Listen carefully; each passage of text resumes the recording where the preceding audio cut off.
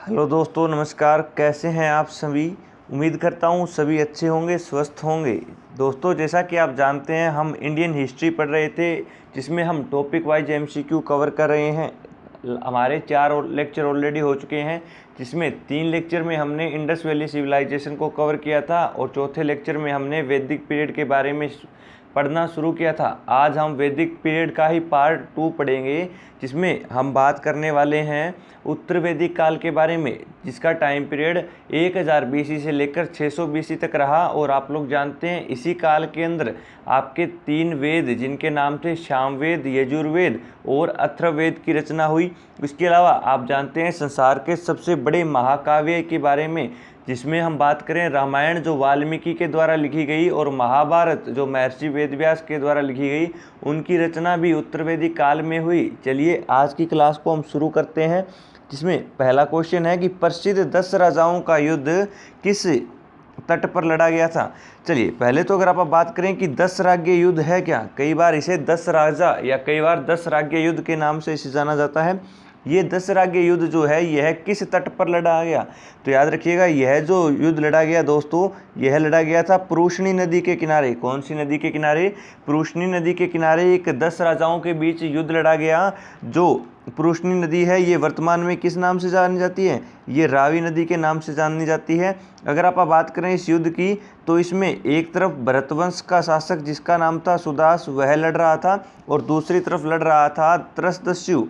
कौन लड़ रहा था? दूसरी तरफ लड़ रहा था त्रसदस्यु। और इसी के साथ 9 अन्य राजाओं ने जब इसका साथ दिया, तो यही युद्ध कहलाया 10 राज्य युद्ध, जिसके अंदर भरतवंश के ही शासक सुदास की विजय हुई थी, और त्रसदस्यु और वो 9 अन्य शासक जो सुदास के सामने लड़ रहे थे, उनकी हार हुई। तो मोस्ट इंपॉर्टेंट क्वेश्चन है कि 10 राज्य युद्ध किस नदी के किनारे लड़ा गया? पुरुषनी नदी के किनारे लड़ा गया। और अगर आपसे पूछ लिया जाए बताइए 10 राज्य युद्ध का वर्णन किस में किया गया है, तो याद रखिएगा ऋग्वेद के बारे में हमने बात की थी, और ऋग्वेद का जो 7वां मंडल है, उसी 7वें मंडल के अंदर वर्णन किया गया है 10 राज्य युद्ध का। किसका? 10 राज्य युद्ध का वर्णन ऋग्वेद के 7वें मंडल में किया गया है दोस्तों। अगला क्वेश्चन है कि धर्मशास्त्रों में भूराजस्व की दर क्या थी। तो अगर आप बात करें भूराजस्व यानी भूमि के ऊपर जो टैक्स लगता था, उसकी दर क्या थी, तो याद रखिएगा उस समय 1/6 जो हमें टैक्स देना होता था। अगर आप बात करें किसी के खेत के अंदर 60 क्विंटल गेहूँ हुए हैं, तो उसका जो छठा हिस्सा होगा, यानी कि 10 क्विंटल गेहूं जो है वो टैक्स के रूप में उसे देना होगा। तो 1/6 जो है वो उस समय भूराजस्व की दर हुआ करती थी दोस्तों। अगला क्वेश्चन है कि 800 ईसा पूर्व से 600 ईसा पूर्व का काल किस युग से जोड़ा जाता है। तो अगर आप बात करें 800 से 600 ईसा पूर्व की, तो यह जो युग है यह जोड़ा जाता है ब्राह्मण युग से। किस युग से जोड़ा जाता है? तो यह जोड़ा जाता है ब्राह्मण युग। और मैंने आपको बताया था कि ब्राह्मण जो टेक्स्ट थे या जो ग्रंथ थे, वह किससे संबंधित थे? तो ब्रह्मा से ही संबंधित थे। और मैंने आपको ब्राह्मण ग्रंथ के बारे में बताया था, जिसमें एक ग्रंथ के बारे में बात की थी जिसका नाम था जैमिनीय ब्राह्मण।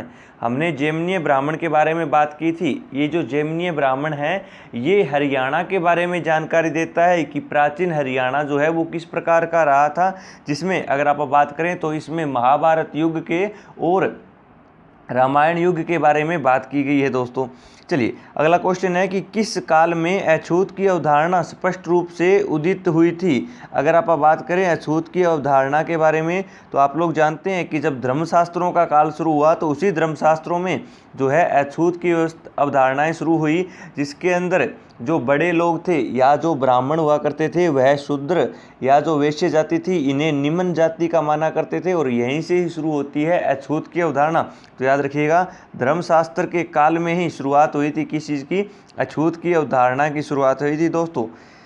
नेक्स्ट क्वेश्चन है कि एशिया माइनर स्थित बोगसगोई का महत्व इसलिए है कि वहाँ से जो अभिलेख प्राप्त हुए। सबसे पहले अगर आप बात करें एशिया माइनर, तो आप लोग जानते हो एशिया माइनर से हमें एक अभिलेख या एक इंस्क्रिप्शन प्राप्त हुआ जो जिसका नाम है बोगसगोई अभिलेख। और याद रखिएगा यह क्या कहता है कि इसकी जो महत्व है, इसकी जो इम्पोर्टेंस है, वह किसके लिए थी? तो वह इसीलिए थी क्योंकि यहाँ से जो अभिलेख प्राप्त हुए हैं उनमें 4 वैदिक देवताओं, और 4 वैदिक देव कौन से?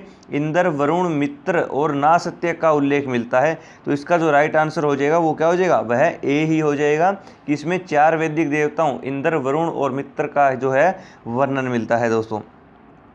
गायत्री मंत्र किस पुस्तक में मिलता है। अगर आप बात करें गायत्री मंत्र की दोस्तों, तो आप लोग जानते हैं कि गायत्री मंत्र जो है ये एक देवी को समर्पित है, जिस देवी का नाम है देवी सावित्री। और याद रखिएगा, ये गायत्री मंत्र जो है जिसका उच्चारण हम करते हैं किसके लिए, भगवान सूर्य की स्तुति के लिए इसका उच्चारण किया जाता है। इसका वर्णन किया गया है दोस्तों ऋग्वेद में। किसमें किया गया है, ऋग्वेद में। और मैंने कल की क्लास में बताया था ऋग्वेद के किस मंडल में किया गया, तो ऋग्वेद के तीसरे मंडल में। और ऋग्वेद का जो तीसरा मंडल है जिसकी रचना किसने की थी, जिसकी रचना की थी दोस्तों विश्वामित्र ने। किसने की थी, तो विश्वामित्र के द्वारा ही ऋग्वेद के तीसरे मंडल की रचना की गई। और यह जो गायत्री मंत्र लिखा गया यह समर्पित है सावित्री देवी को। हम सूर्य की स्तुति के लिए ओम भूर्भुवः स्वः का जो जाप करते हैं वही दोस्तों हमारा क्या है, वही है हमारा गायत्री मंत्र। यजुर्वेद के बारे में आपको पढ़ाया था कि यज्ञ से संबंधित जो वेद है वो है यजुर्वेद। उपनिषदों के बारे में आपको बताया गया था कि अगर आप बात करें उपनिषदों की तो उसमें केन उपनिषद था, मांडुक्य उपनिषद था, एक मुंडक उपनिषद था और एक छांदोग्य उपनिषद था। इनके बारे में हम बात कर चुके थे। भगवत गीता के बारे में भी लास्ट लेक्चर में बताया गया था कि भगवत गीता जो है इसका वर्णन हमें मिलता है महाभारत के 6ठे अध्याय में, जिसका नाम था भीष्म पर्व। और भीष्म पर्व में ही गीता का उपदेश दिया गया है, जो हरियाणा के कुरुक्षेत्र जिले में पड़ने वाले ज्योतिषर नामक स्थान पर दिया गया था दोस्तों। चलिए अगला क्वेश्चन है कि न्याय दर्शन को प्रचारित किया था। न्याय दर्शन जो है ये किसके द्वारा प्रचारित किया गया था, तो याद रखिएगा यह प्रचारित किया गया था गौतम के द्वारा। किसके द्वारा, गौतम के द्वारा जो है न्याय दर्शन की शिक्षा दी गई थी दोस्तों। प्राचीन भारत में निष्क से क्या जाने जाते थे, स्वर्ण आभूषण, गाय, तांबे के सिक्के, चांदी के सिक्के या फिर स्वर्ण आभूषण। तो दोस्तों याद रखेंगे कि जो स्वर्ण आभूषण हुआ करते थे पुराने समय में, सोने से बने हुए आभूषण या जो ज्वेलरी हुआ करती थी वही कहलाती थी निष्क। क्या कहलाती थी, निष्क कहलाती थी। योग दर्शन, तो आप लोग जानते हैं योग दर्शन के बारे में आपको बताने की ज़रूरत नहीं है दोस्तों कि योग दर्शन की जो शुरुआत है ये की गई थी पतंजलि के द्वारा। किसके द्वारा, पतंजलि के द्वारा। और पतंजलि के द्वारा ही एक पुस्तक लिखी गई थी और उस पुस्तक का नाम था महाभाष्य। क्या नाम था, महाभाष्य। तो कई बार आपसे पूछा जाता है बताइए महाभाष्य किस पुस्तक पर आधारित है, तो आप याद रखेंगे कि पाणिनि के द्वारा लिखी गई पुस्तक जिसका नाम था अष्टाध्यायी, उसी अष्टाध्यायी पर एक टीका लिखा गया जिसे हम महाभाष्य के नाम से जानते हैं। और महाभाष्य लिखा था पतंजलि ने। और पतंजलि कौन थे, तो ये योग दर्शन के प्रतिपादक माने जाते हैं दोस्तों। उपनिषद पुस्तकें हैं, किस पर आधारित पुस्तकें हैं उपनिषद। सबसे पहले याद रखेंगे उपनिषद का अर्थ होता है उप प्लस निषद, यानी गुरु के नज़दीक बैठकर ज्ञान अर्जित करना ही उपनिषद कहलाता है दोस्तों। ये उपनिषद जो थी उसके अंदर अगर आप बात करें कि ये किस पर आधारित हुआ करती थी, तो ये सारी की सारी दर्शन पर आधारित हुआ करती थी। किस पर आधारित हुआ करती थी, दर्शन पर। यानी जब आपने महाभारत देखी होगी तो क्या होता था कि गुरुकुल की शिक्षा होती थी, जिसमें राजकुमारों को जो है गुरु के पास जंगलों में या उनका जो आश्रम होता था वहाँ पर भेजा जाता था। और वहीं पर ही गुरु के द्वारा जो है जो भी उन्होंने अपने जीवन के अंदर ज्ञान ग्रहण किया है उसी ज्ञान की शिक्षा या फिर उन्होंने अपने जीवन के सफ़र में जो भी चीज़ें देखी है, जो भी उन्होंने सीखा है, जो भी घटनाएं उनके सामने हुई है, वही घटनाओं का जो वर्णन क्या करते थे वही क्या कहलाए दोस्तों, वही उपनिषद कहलाए थे। तो याद रखिएगा गुरु के द्वारा जो चीज़ें देखी गई वही दर्शन पर आधारित पुस्तकें लिखी गई और वो किस नाम से कहलाई जानी गई, वह जानी गई थी उपनिषदों के नाम से। किस नाम से जानी गई, उपनिषद। उपनिषदों की अगर आप बात करें तो इनकी टोटल संख्या कितनी है, इनकी टोटल संख्या है 108 और इन 108 में से 12 जो हैं वो प्रमाणित हैं। और इन्हीं 12 में से 3 से ही क्वेश्चन बनेगा एग्जाम में। एक बनेगा मुंडकोपनिषद से, जिसमें से लिया गया है भारत का राज चिन्ह, जिसे हम बोलते हैं सत्यमेव जयते, यानी सत्य की जीत होती है। दूसरा है मांडुक्य उपनिषद, जिसमें से लिया गया है सत्यम शिवम सुंदरम। और तीसरा है कठो उपनिषद, जिसमें यमराज और नचिकेता के बीच में जो बहस हुई थी उसका वर्णन किया गया है दोस्तों। तो 3 आपको याद रखने हैं, मांडुक्य उपनिषद, मुंडकोपनिषद और कठोपनिषद। चौथा अगर याद रखें तो छांदोग्य उपनिषद रख लीजिएगा, लेकिन इतना इंपॉर्टेंट नहीं है आपका छांदोग्य उपनिषद दोस्तों।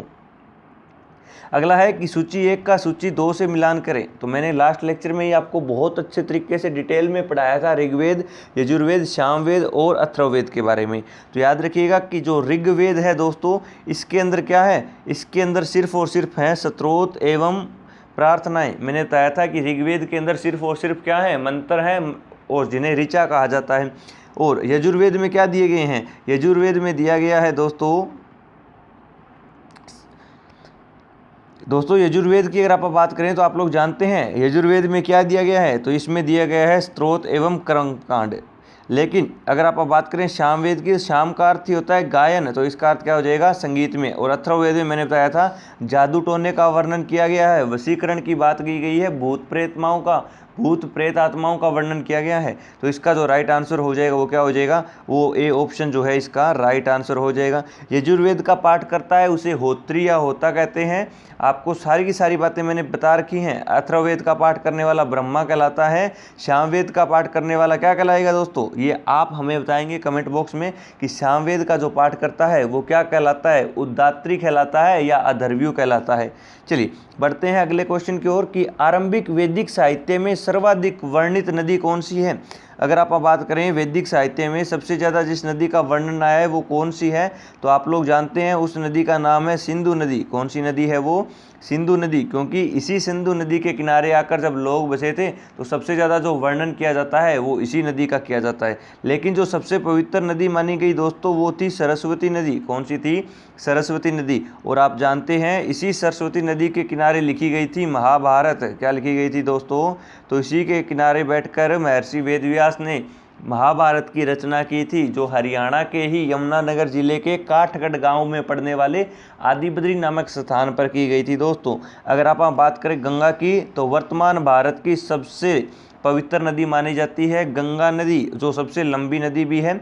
और दोस्तों अगर आप बात करें स्तुति नदी या स्तुद्री नदी की, तो ये जो है ये सतलुज का ही पुराना नाम है। किसका पुराना नाम है, तो आप लोग जानते हैं पंजाब के अंदर एक नदी बहती है जिसका नाम है सतलुज। और इसी सतलुज नदी को पहले किस नाम से जाना जाता था, तो इसे सतुद्री के नाम से या स्तूड़ी के नाम से जाना जाता था। तो याद रखेंगे आप लोग ये बातें भी।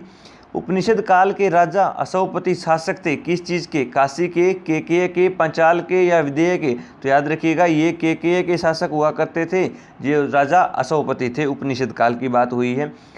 अध्यात्म ज्ञान के विषय में नचिकेता और यम का संवाद, अभी मैंने बताया था कि नचिकेता और यम का संवाद जिस उपनिषद में लिखा गया वह किस नाम से जाना जाता है दोस्तों, छांदोग्य, कठोपनिषद, केन उपनिषद या वृहदारण्यक। तो अभी मैंने बताया वह कहलाता है कठोपनिषद। क्या कहलाता है, कठोपनिषद के नाम से वह जाना जाता है।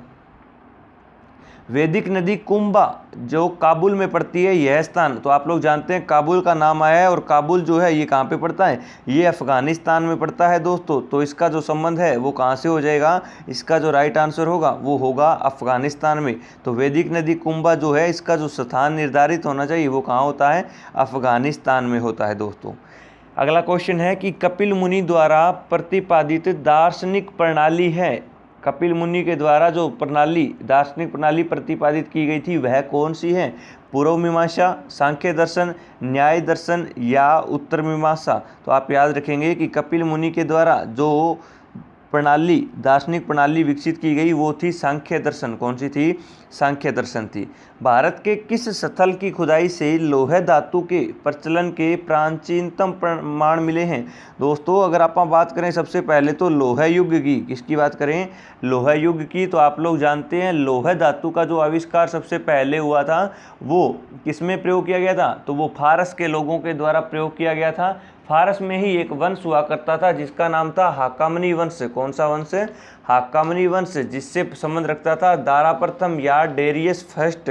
और याद रखिएगा हाकामनी वंश के लोगों के द्वारा ही सबसे पहले लोह धातु का प्रयोग किया गया था। लेकिन अगर आप बात करें भारत की, कि भारत में सबसे पहले लोहे का प्रयोग किसके द्वारा किया गया था, तो आप याद रखेंगे अतरंजी खेड़ा नाम का गांव जो कि उत्तर प्रदेश के एटा जिले में पड़ता है। कहाँ पे पड़ता है दोस्तों, यूपी के एटा जिले में पड़ता है। वहाँ पर सबसे पहले जो है इसके सबसे प्राचीनतम साक्ष्य या सबसे ओल्डेस्ट एविडेंस जो हमें दोस्तों मिले वो अतरंजी खेड़ा, जो कि वर्तमान यूपी उत्तर प्रदेश के एटा जिले में पड़ता है, वहाँ से हमें प्राप्त हुए थे दोस्तों। तो याद रखेंगे आप लोग। और 600 BC के बाद का जो टाइम पीरियड है उसके अंदर पूर्ण रूप से जो है लोहे का प्रयोग किया जाने लगा था। तो मोस्ट इंपॉर्टेंट क्वेश्चन है, कई बार एग्जाम में रिपीट हुआ है। SSC, CHSL, CPO या कोई भी आप स्टेट एग्जाम उठा के देखेंगे, RAS और HCS के एग्जाम में बहुत बार क्वेश्चन रिपीट हुआ है। बताइए अतरंजी खेड़ा गांव कहाँ पर स्थित है, तो आप आंसर करेंगे उत्तर प्रदेश के एटा जिले में है अतरंजी खेड़ा, जहाँ से हमें लोह धातु के सबसे प्राचीनतम प्रमाण मिलते हैं दोस्तों।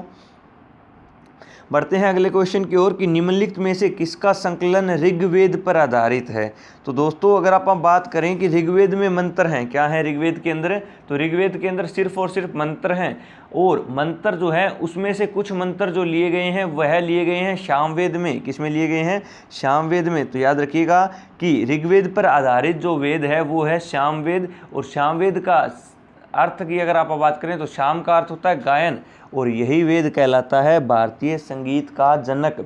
और इसके अंदर सूर्यदेव की स्तुति से संबंधित मंत्रों का वर्णन किया गया है, और सामवेद का जो पाठ करता है दोस्तों वह कहलाता है उदात्री या उद्गाता कहलाता है। दोस्तों मैंने लास्ट लेक्चर में आपको बताया था कि इसका एक ही ब्राह्मण ग्रंथ है जिसे हम पंचविश के नाम से जानते हैं। तो सामवेद का अगर आपसे पूछ ले जाए ब्राह्मण ग्रंथ कौन सा है, तो वो है पंचविश। कौन सा है दोस्तों, पंचविश है। और यजुर्वेद का अगर आपसे पूछ ले जाए तो आप जानते हैं तैत्तिरीय व शतपथ है।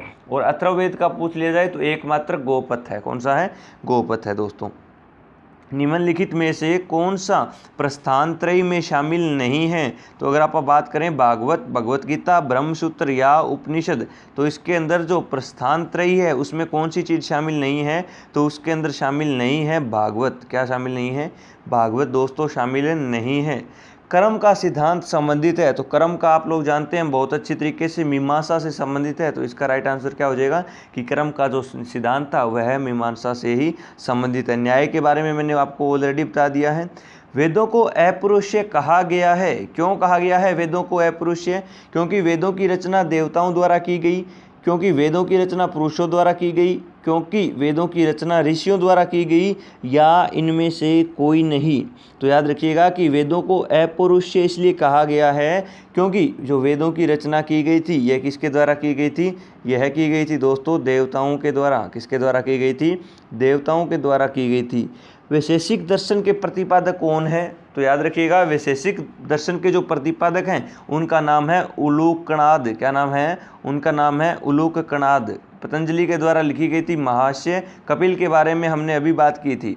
मीमांसा या पूर्व मीमांसा दर्शन के प्रतिपादक कौन हैं, तो ये हैं जैमिनी, जो कि भगवान परशुराम, आपने सुना होगा परशुराम के ही पिता कौन थे, वो थे जैमिनी। चलिए वेदांत या उत्तर मीमांसा, लेकिन यहाँ पे हमने बात की थी मीमांसा या पूर्व मीमांसा की, लेकिन ये आया है वेदांत या उत्तर मीमांसा। तो वेदांत या उत्तर मीमांसा दर्शन के प्रतिपादक कौन है, जैमिनी है, बादरायण है, बुद्ध है या महावीर है। अगर आप बात करें बुद्ध और महावीर की तो आप लोग जानते हैं महात्मा बुद्ध जो थे ये कौन थे, ये थे बौद्ध धर्म के संस्थापक। कौन से धर्म के थे, तो ये बुद्धिज्म के थे। महावीर की अगर आप बात करें तो ये 24वें तीर्थंकर हुए जैन धर्म के। कौन से में, जैनिज्म में 24वें तीर्थंकर हुए महावीर स्वामी। तो इसका जो राइट आंसर होगा वो क्या हो जाएगा, वो हो जाएगा बादनारायण। कौन सा हो जाएगा कि बादरायण के द्वारा ही उत्तर मीमांसा जो है उसका ये प्रतिपादक हैं ये। चलिए दोस्तों ऋग्वेद का कौन सा मंडल जो है वह सोम को समर्पित है। तो मैंने अगर आपने लास्ट लेक्चर बहुत अच्छी तरीके से सुना है दोस्तों तो याद रखिएगा कि ऋग्वेद का जो 9वां मंडल है यही किससे समर्पित है, यह सोम को समर्पित है। और याद रखिएगा 9वें मंडल की जो रचना है वह किसके द्वारा की गई थी, तो 9वें मंडल की रचना की गई थी एक ऋषि जिनका नाम था अंगीरा या अंगारा ऋषि, और इसी अंगीरा या अंगारा ऋषि के द्वारा 9वें मंडल की रचना की गई थी। मैंने आपको बताया था कि ऋग्वेद में 10 मंडल है, और उन 10 मंडलों की अगर आप बात करें तो मैंने आपको बताया था कि ऋग्वेद का जो पहला और 10वां मंडल है वो नए मंडल है, दूसरा और 7वां मंडल सबसे प्राचीन मंडल है, जिसमें अगर आप बात करें दूसरे मंडल की तो वह लिखा गया था गृत समुद्र ऋषि के द्वारा। तीसरा मंडल दोस्तों लिखा गया था विश्वामित्र के द्वारा, जिसके अंदर गायत्री मंत्र का उल्लेख है जो सावित्री को समर्पित किया गया। चौथा मंडल वामदेव ऋषि के द्वारा लिखा गया। पांचवा मंडल अत्रि ऋषि के द्वारा लिखा गया। छठा मंडल भारद्वाज ऋषि के द्वारा लिखा गया। सातवां मंडल वशिष्ठ के द्वारा। आठवां मंडल कणव के द्वारा, कणव नाम के जो ऋषि हुए उनके द्वारा आठवां मंडल। नौवां मंडल अभी मैंने आपको बताया अंगीरा ऋषि के द्वारा, और 10वां मंडल लिखा गया महासुकतीय के द्वारा। और 10वें मंडल में हमें वर्णन मिलता है वर्ण व्यवस्था का, जिसके अनुसार 4 वर्ण हुआ करते थे, ब्राह्मण, क्षत्रिय, वैश्य और शूद्र। ब्राह्मण कौन थे, जो ब्रह्मा के मुख से उत्पन्न हुए। क्षत्रिय जो ब्रह्मा की भुजाओं से उत्पन्न हुए। वैश्य जो ब्रह्मा की जांघों से उत्पन्न हुए। और शूद्र जो उनके पैरों से उत्पन्न हुए वे क्या कहलाए, वे शूद्र कहलाए थे। और ऋग्वेद में सबसे पवित्र नदी किसे माना गया है? सरस्वती नदी को माना गया है। लेकिन प्रमुख नदी की दोस्तों बात की जाए तो प्रमुख नदी हुआ करती थी सिंधु नदी, जिसमें गंगा का 1 बार वर्णन और यमुना का 3 बार वर्णन। और इसी ऋग्वेद के अंदर यमुना का जो नाम था वो था कालिंदी नदी। क्या नाम था? कालिंदी नदी। तो कई बार आपसे ये भी क्वेश्चन पूछा जाएगा, बताइए कालिंदी नदी का ऋग्वेद में कितनी बार उल्लेख मिलता है? तो वो भी 3 बार उल्लेख मिलता है दोस्तों। चलिए दोस्तों, आज के लिए इतना ही। जैसा कि आप जानते हैं कि आपको जो है PDF प्रोवाइड करवाई जाती है टेलीग्राम चैनल एजुकेशन बोर्ड पर। लिंक ऑलरेडी डिस्क्रिप्शन में दिया जा चुका है आप लोगों को, वहाँ से ज्वाइन करें, क्वेश्चनों को बार बार रिपीट करें ताकि आपके एग्जाम के लिए बहुत अच्छी तैयारी हो सके। चलिए दोस्तों, मिलते हैं कल की क्लास में एक और ज़बरदस्त सेशन के साथ। तब तक आप एजुकेशन बोर्ड के इस परिवार के साथ बने रहें। दोस्तों से एक बार चैनल को ज़रूर शेयर करें ताकि वो भी इसका लाभ उठा सकें। तब तक आप बने रहें और क्लासें कैसी लगती है आपको ये कमेंट बॉक्स में ज़रूर बताएं दोस्तों। कल फिर मिलेंगे इसी समय एक और ज़बरदस्त सेशन के साथ, जिसमें हम वैदिक काल का तीसरा पार्ट कवर करेंगे। चलिए, धन्यवाद दोस्तों।